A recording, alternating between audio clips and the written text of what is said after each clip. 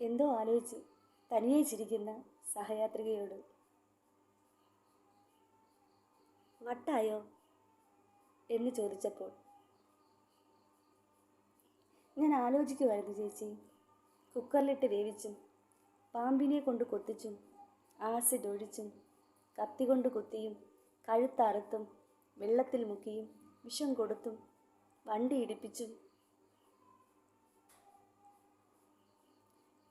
പിഞ്ചു കുഞ്ഞുങ്ങളെയും കൊന്ന് സ്വയം ജീവനൊടുക്കിയും ഇങ്ങനെ രണ്ടിലൊന്ന് തീർന്ന് ആ കഥ ലോകം മൊത്തം അറിയുന്നതിൽ ഒരു പെണ്ണിൻ്റെയോ ആണിൻ്റെയോ ബന്ധുക്കൾക്ക് നാണക്കേടില്ല.